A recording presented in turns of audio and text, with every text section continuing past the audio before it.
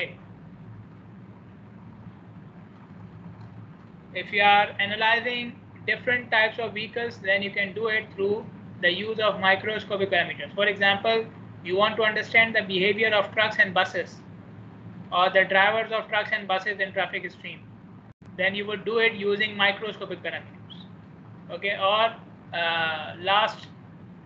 not last year, 1 year before, 1 year ago, one of my students group, senior design project students group, they studied the behavior of learning drivers. Okay, so we all see these vehicles, the L sign. These are, these are vehicles to be aware of.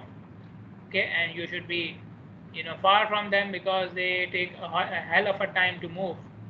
Okay, so they studied the behavior of these drivers which have the learning vehicles, and you can see them very easily on the Sheikh Zayed Highway. Sheikh Zayed Highway. So they studied their speed and their headway and spacing. Okay, so if you are studying the behavior of individual drivers or vehicles, then you should be doing it using microscopic parameters. Okay, because macroscopic parameter will combine all sorts of vehicles into one value. So if I tell you the flow is 2000 vehicles per hour, this includes everybody. Or density is this much vehicles per mile, this again includes everybody. Okay, so if you want to focus on a specific type of vehicle or driver, you should be using microscopic parameters. Another use of microscopic parameters is through average microscopic parameters, you can calculate macroscopic parameters. Like I showed you yesterday, that if you take the inverse of spacing, it gives you what? Can somebody tell me? Someone remembers? Inverse of spacing is what?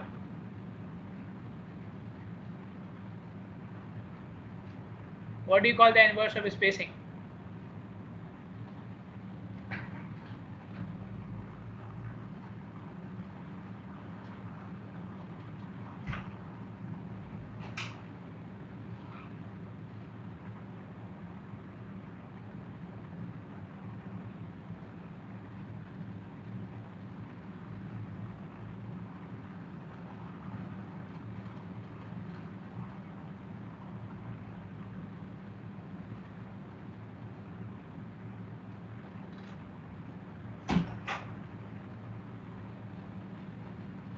Inverse of spacing is headway. How did you get that idea? Density. Yeah, density is the right answer. Inverse of spacing is density. Inverse of average headway is flow rate. Okay. So another use of microscopic parameters is by using the average values of microscopic parameters, you can calculate macroscopic parameters. Macroscopic parameters can be calculated using the average values of microscopic parameters. Okay, so you see even the average speed can be calculated using average headway and spacing. Okay, how? Because speed is distance upon time. Speed is distance upon time. Average distance between two vehicles is spacing. Average distance between two vehicles is average spacing, dA. And the time taken by vehicle number 2 to cover that distance is headway. Distance between two vehicles is spacing, and the time taken by the second vehicle to cover that distance is headway. Okay, so this is basically distance upon time. If you do spacing upon headway, it will give you speed. Okay, so this is what you see in the slide here. dA upon HA. dA is the spacing, HA is the time, headway, and then you see the factor 1.47, which is a conversion factor, because the spacing will be in feet and the headway will be in seconds, and the speed should be in miles per hour. So I'm dividing by 1.47. So 1 upon 1.47 gives you 0.68. Another variation can be that the spacing is in meters and the headway is in seconds. So then you need to convert it from meter per second to kilometers per hour, and this will be the conversion factor. Okay, so but the idea is the same. Spacing among headway gives you average speed. So another use of microscopic parameters, which we saw yesterday, as well as we are looking at it on this slide, that is to calculate macroscopic parameters. Okay, let us do a couple of very short, simple examples, problems. You have a congested multi-lane highway that has an average spacing of 200 feet, average headway of 3.8 seconds. Rate of flow, density, and speed of traffic in this lane is required. We are required to calculate density, rate of flow, and spacing. Oh, sorry, density, rate of flow, and speed.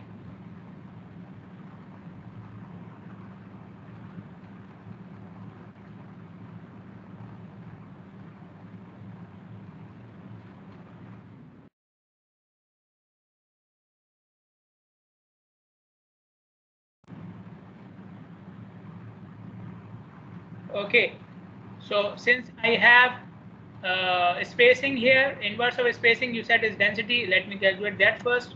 So it should be inverse of spacing, right? 1 upon 200. Is it correct, or am I missing something? If it is correct, give me the value.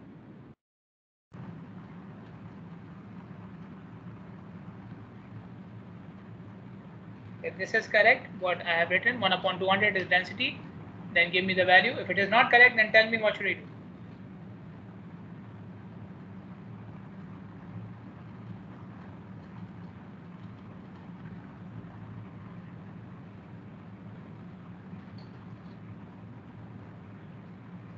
.005.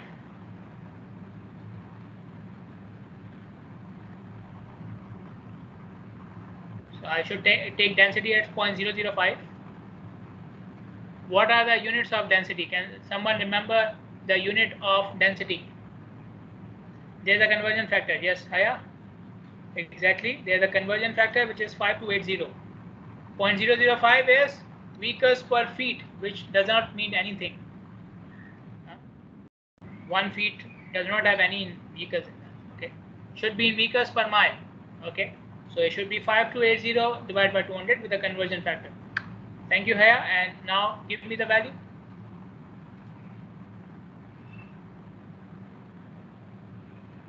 .4 vehicles per mile per day. Okay, then the inverse of headway is flow rate. Okay, so inverse of headway is 1 divided by how much is the headway? 3.8. Again, I have the conversion factor because it's in seconds. I need it in hours. So this is the conversion factor. How much is it?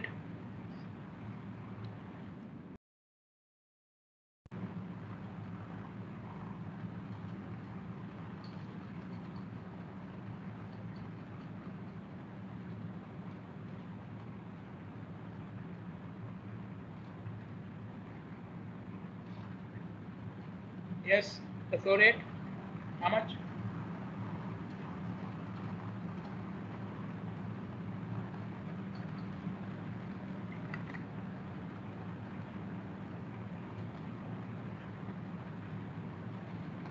Okay, 947.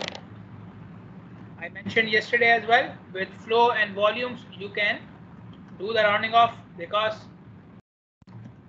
we're talking about number of vehicles, right? Number of vehicles cannot be in fractions. 947 vehicles per hour per lane. Now you can see here in both cases, I'm adding per lane. In both cases, for density and flow rate, I have added per lane. Why? Because you are calculating it using average headway and average spacing. Average headway and average spacing can only be calculated between vehicles which are moving in the same lane, right? Vehicles which are moving one after the other, so they are in the same lane. If they are moving simultaneously, how can I calculate headway and spacing?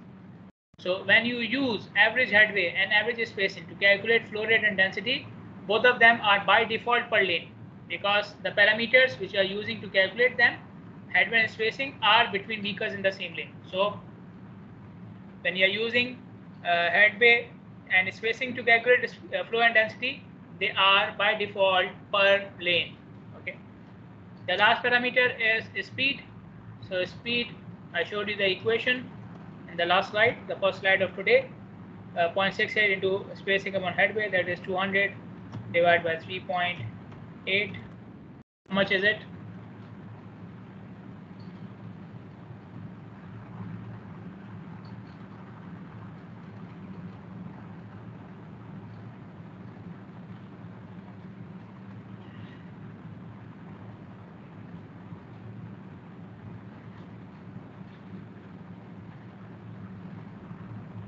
I like here that you know, you are doing the thumbs up. That's good. One student response and you are agreeing with him. I think this is good. I like it.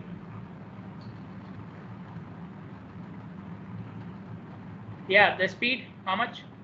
0.68 into spacing upon headway, how much?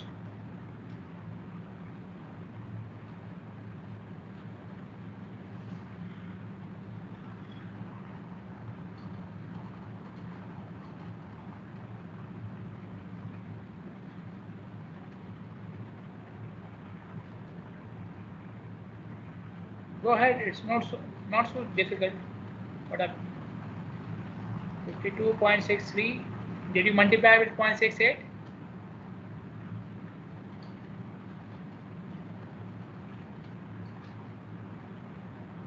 Do it.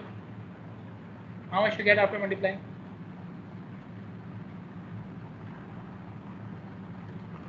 35.7. Yeah.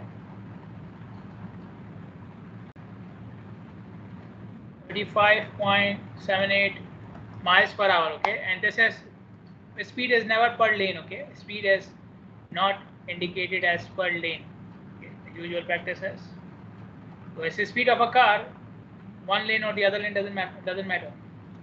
Okay, so miles per hour. Okay, now this is the average speed for the traffic flow. Okay, which you have calculated using average headway and spacing. Yesterday we talked about time mean speed and space mean speed, right? Time mean speed and space mean speed. So average speed can be either time mean speed or space mean speed. Now speed which you have calculated just now, the speed which you have calculated just now, which one is it? Is it time mean speed or space mean speed? If you say time mean speed, raise your hands. If you are saying the speed which you have just calculated is the time mean speed, then raise your hands.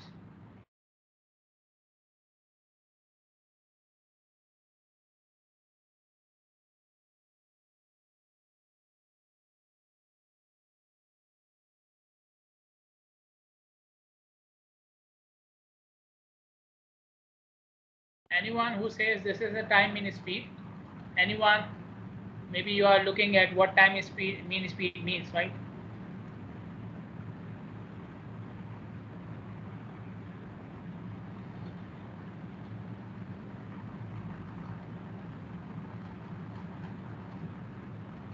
Tell me. I think by now you have seen it. The speed which you have calculated. No, I told you that we are using microscopic parameter to calculate macroscopic parameter. This is the whole discussion, right? This is the use of microscopic parameter. That's why we are discussing it. Okay, so you used headway to calculate flow rate. So flow rate is what? Macroscopic. You use density, you use spacing to calculate density. Density is what? Macroscopic. Similarly, we are using headway and spacing to calculate average speed. Average speed is macroscopic. Okay, average speed is macroscopic. The speed which you have calculated, the headway and the flow density, all of them are macroscopic parameters which you are calculating using microscopic parameters. Okay, so now my question is the average speed. Whenever I say average speed, that is macroscopic. Average speed is always macroscopic. Okay, so there are two types of average speeds: time mean speed, space mean speed.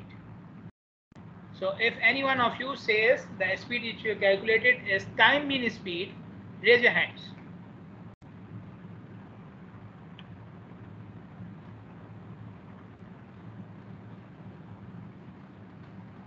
And I'm really you know, thankful to there are few students. Hussain is one of them. There are others in the other section as well. There are few students in this section as well. They always, when I ask a question, they initiate a discussion, which is good for everybody. Okay, otherwise, you know, this point specifically was raised in the other section as well.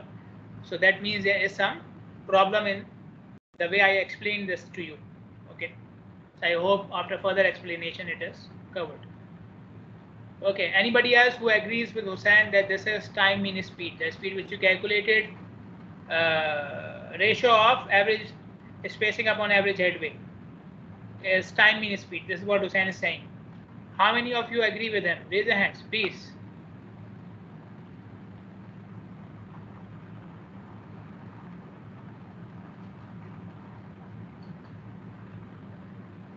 Hussein, you don't have any friends in this class. You should be, you should be leaving them. If somebody comes to ask you anything, don't explain to them. Don't help them, right?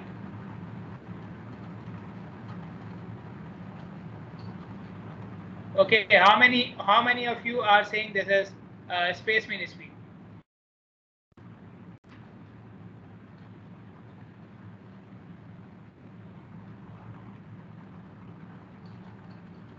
Okay, at least there are more.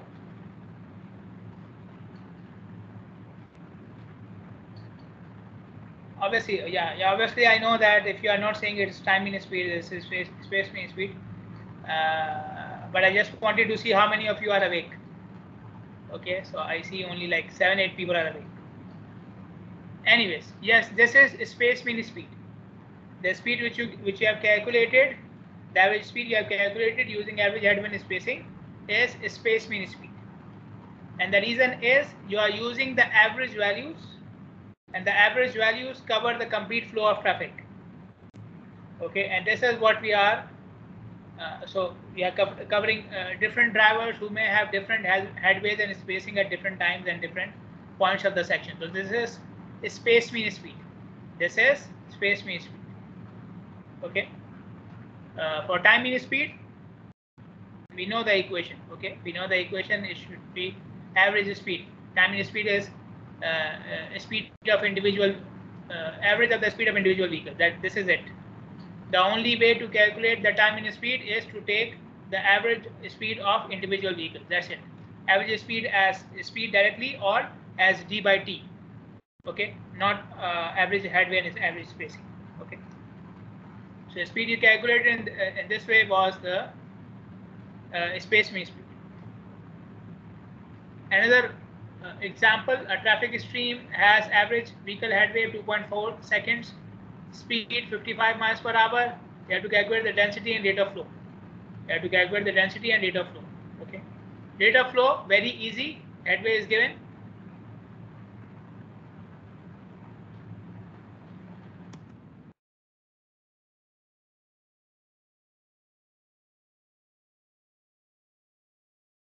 So this is 3600. How much is this?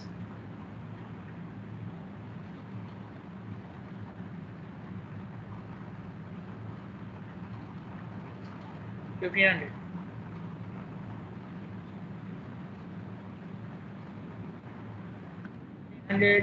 Vehicles per hour per lane. Okay, so like I said earlier, per lane is by default because you are using average headway. Now for density, I need the spacing.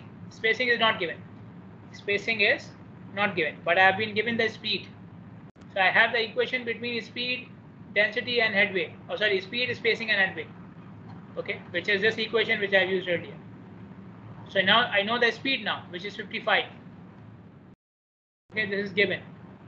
So 0.68 is spacing, which I'm trying to find out, divided by headway, which is 2.2.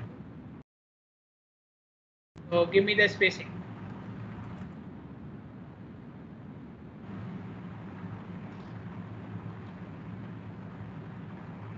TMS and SMS can be the same. Yes, they can be the same. Theoretically, it is possible to have them same. Theoretically, it is possible. The only way they can be same is the drivers were driving at constant speed from start to end. Then TMS and SMS will be the same. If your drivers are maintaining same speed from start to end of the section, then TMS and SMS can be the same. Otherwise, they will not be. Okay. So the spacing in this case is what? 194.11 feet. Then density is the inverse of that.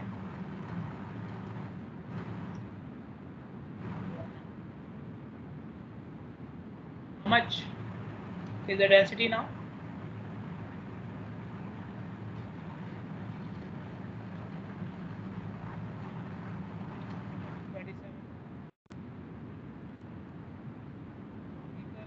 per mile per lane. Okay, units are the key here. It is my experience. If you have the habit of writing units or keeping the units in your mind whenever you calculate something, it will save you a lot of confusion. It will save you from a lot of confusion. Okay, one more thing which you can see from the comparison of these two examples. In the first example, the spacing was 200, the density was 26.4. In this example, spacing was less, and the density came out to be higher. So this is what I explained earlier as well, that higher density means vehicles are closer to each other, so their spacing is lower. Okay, when the density on the road is higher, that means vehicles are closer to each other, that means their spacing will be lower.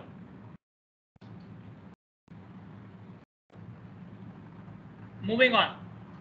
Now in this equation, this is what we call as the main or the primary equation of traffic flow, which is V equals to S into D. Flow rate equals speed into density. Flow rate equals speed into density. That is the main or primary equation of traffic flow, the main relationship between macroscopic parameters. Okay, and this gives another justification of the calculation of space mean speed, which I was explaining earlier. So from this equation, speed equals to what? Speed equals V upon D, right? V is the flow rate, D is the density. Now one more important point here is that small v is flow rate and capital V is volume. So in these equations we are using flow rate, which is small v. So don't get it confused when I use the capital V later on. So speed equals V upon D, and V or flow rate equals to what? 1 upon headway, right? And density equals to what? 1 upon dA, spacing. Okay, so 1 upon HA upon 1 upon dA means what? dA upon HA, right? Spacing upon headway. Okay, so this is what we were doing earlier, spacing upon headway. So flow is for the entire section in this equation. The flow is for the entire section, and the density is also for the entire section. So this is why the speed which you calculate from here will be space mean speed. Okay, so either you do V upon D or you do the spacing upon headway, it will give you space mean speed. So this is the mathematical justification why this is space mean speed and not time mean speed. Okay, so let's say this is your section. Okay, so density is vehicles per mile, so that means it is for the entire section, how many vehicles are there in the length of the section. And speed is again space mean speed, so that is also for the entire section. Now flow can change from one point of the section to another point. Vehicles passing per unit time can change from one point of the section to another point of the section if the design of the road changes. If the design of the road changes, then flow can also change. For example, flow on a 2-lane highway will be different from a 3-lane highway. Flow on a 2-lane highway will be different from a 3-lane highway, or from a 2-lane section to a 3-lane section. Okay, so for example, you say the section is same from this vertical line to this vertical line. So between these two vertical lines, the section is uniform. The design of the section, design of the segment is the same lane, same shoulder, same width, everything is the same. So then the flow will remain the same between these two vertical lines, and this equation will give you the same answer every time. Okay, so the values for this equation, all the three values are the same for a uniform section under stable flow, stable condition. Stable means what? The flow is continuous. The flow is continuous. There is no interruption for the flow. No signals, no roundabouts, no parkings, and so on. So under stable flow conditions for uniform section, the section which has the same design characteristics, this equation will result in having the same values. So this equation can be applied to stable flow conditions for uniform sections. Now if you say the number of lanes or the lane width is changing at this point, the lane width or the number of lanes are changing at this point, then from this line to this line, the equation or the values will remain the same, and from this point onwards you have to recalibrate or recalculate the equations, recalculate the values. Okay, so this equation remains the same for a uniform section under stable flow conditions, because the flow cannot remain the same if the design of the road changes. So where you find the point, the design of the road is changing, you are finding any interruption, from that point onwards the values should be recalculated for this equation. Okay, so this is these are two simple examples. If you have a freeway lane which has SMS of 55 miles per hour, density of 25 vehicles per mile per lane, what should be the flow rate? Simply multiply it, speed into density, you get the flow rate, vehicles per hour per lane. One important thing here, no conversion required. No conversion required, because the common units of these parameters, common meaning what we use in traffic analysis, are already complementing each other. Okay, they are already in the same units. So for example, speed is normally miles per hour, flow is normally vehicles per hour, and the density is vehicles per mile per lane. So if you're using the common units, then you don't need any conversion. Obviously you calculate speed in feet per second, then in order to use the equation you have to do your own conversion. The equation is simple, flow is equals speed into density.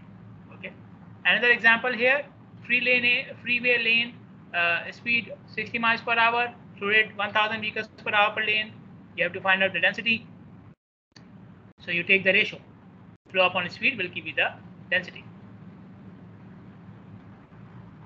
Then we have these three graphs which are explaining the relationship between the pair of macroscopic parameters, the pairs.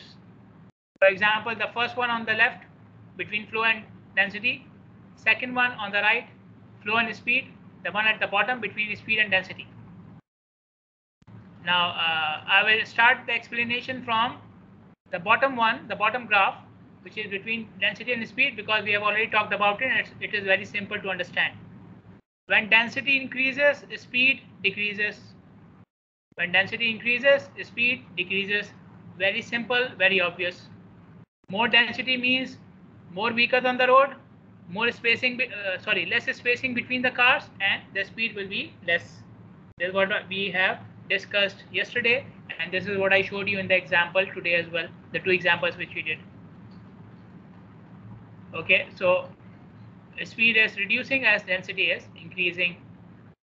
Then we come to the curve on the left hand side, top left, between flow and density.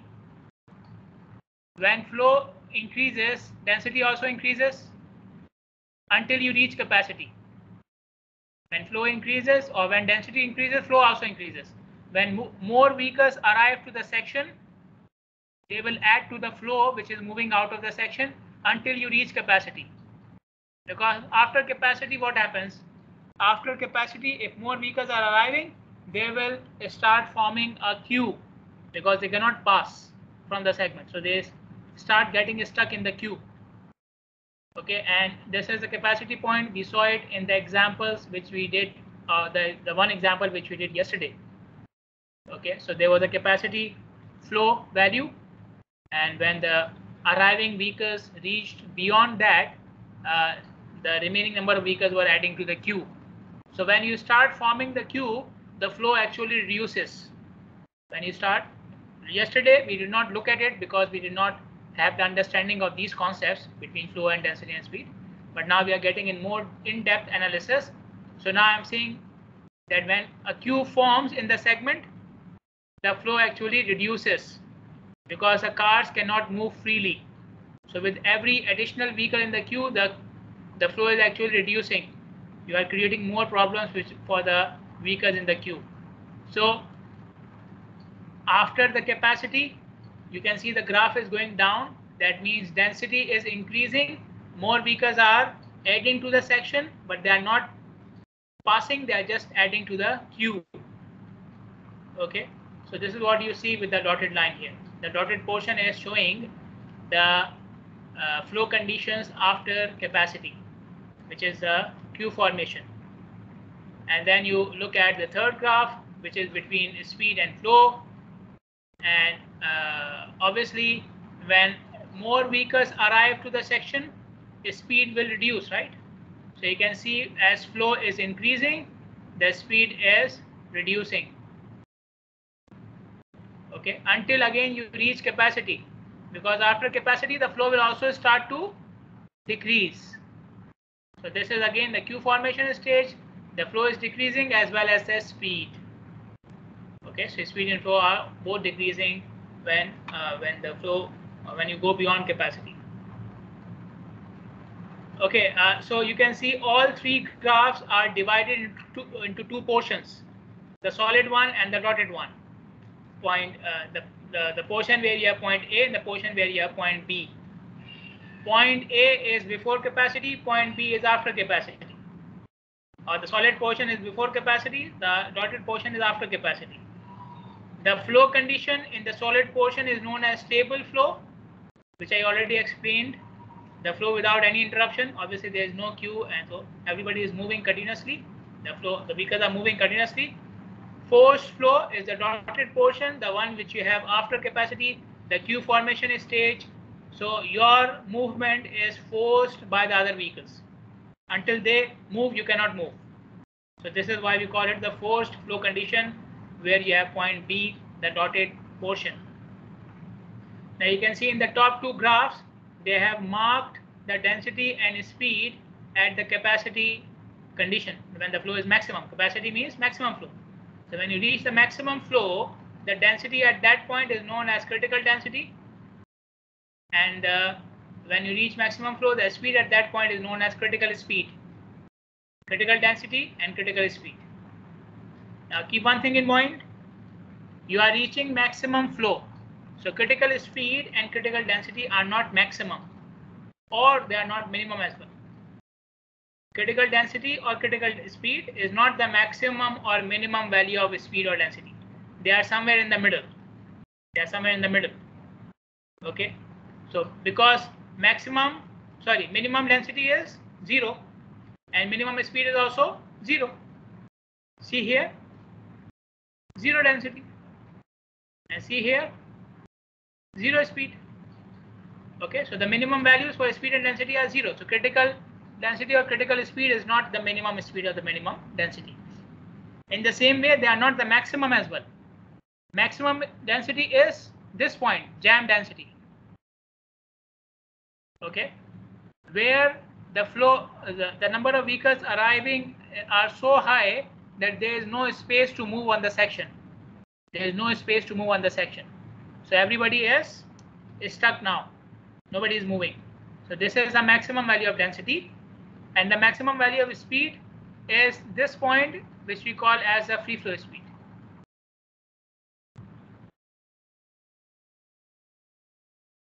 Okay, and this is the speed when flow is 0. Flow is 0. Why? Because of having no vehicles on the road. Now you can see in the top two graphs, flow can be 0 on both ends of the curves, right? So you have 0 flow here, and you have 0 flow here as well. So this is 0 flow at 0 density, and this is 0 flow at jam density. Similarly, you can have 0 flow here, which is when 0 flow when speed is 0, and you can have 0 flow here as well when speed is equal to free flow speed. Okay, maximum speed. So the flow can be 0 in two conditions.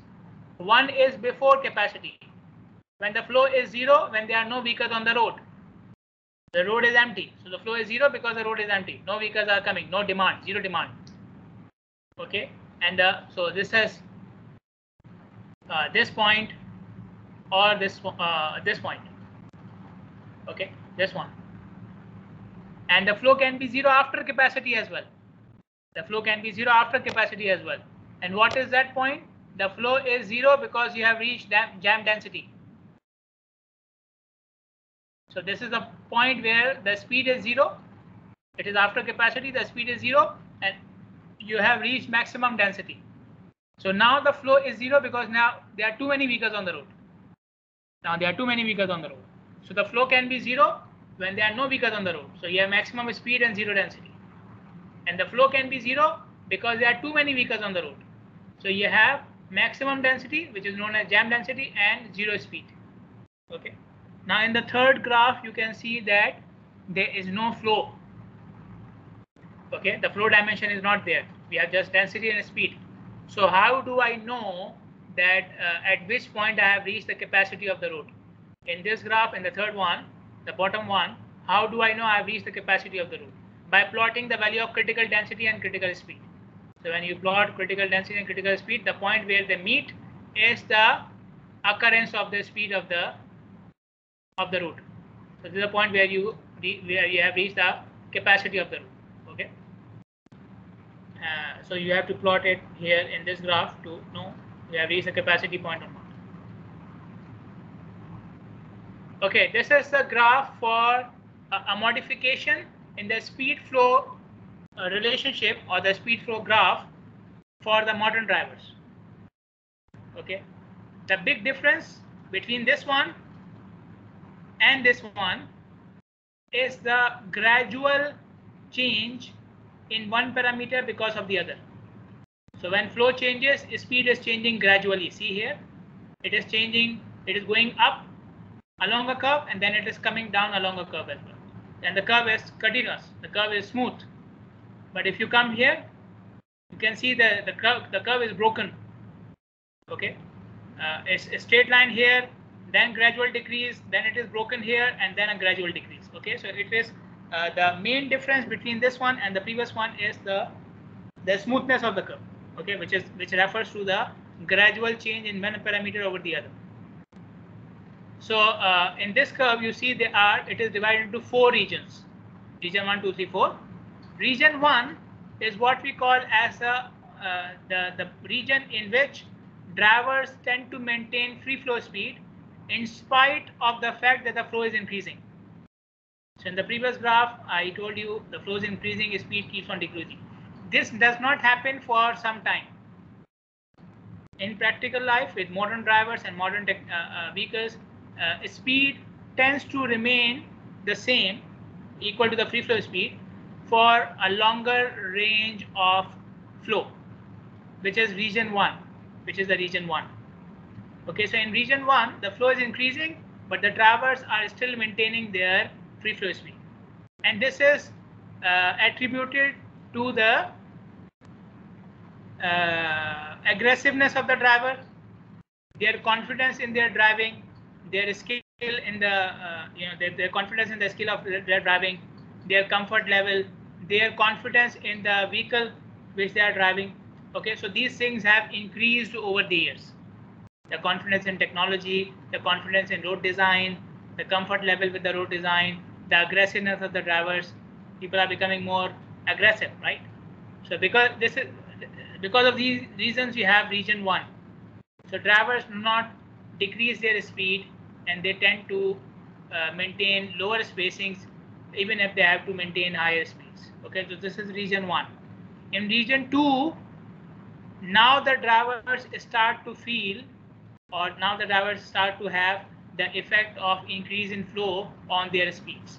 So in region 2, you can see the gradual decrease in speed with the gradual increase in flow. Okay, so region 2 is what we know traditionally. Okay, but it does not happen starting from 0. Okay, it happens after a point which is denoted as 0.1 here. Then you reach 0.2, which is the capacity. 0.2 is the capacity. Between 0.2 and 3, you have region 3, which is the readjustment phase. Okay, so you enter the segment at high speed, and you see there is a queue in front of you. So what you do? You immediately reduce your speed so that you can join the queue safely. The queue is moving. The cars are very close to each other. they are moving moving one behind another, like bumper to bumper or something very close to it, like they are forced to follow one another. Okay, but the queue is still moving, but there's a queue. So in order to join the queue, you reduce your speed. So this is region 3. So you can see between point 2 and point 3, the flow is changing slightly, but there is a big reduction in speed. Okay, so this is what we call as the readjustment phase for the drivers. The drivers are readjusting themselves so that they can join the queue safely. Okay, then from point 3 onwards, you have the queue discharge phase. The point 3 indicates the queue discharge phase. So from point 3 onwards, you will see that the drivers are reducing their speed in the queue as the flow is increasing. Now, but this is now gradual. Okay, so with every vehicle which is added to the queue, the speed is reducing further and further. Okay, and then you reach this point where the flow is 0 because too many vehicles on the road. So everybody is stuck here, totally jammed. So speed is 0, flow is 0, and the density is what? What did we call the density? The maximum density. The density has reached maximum now. What did we call it? What was the name given to maximum density?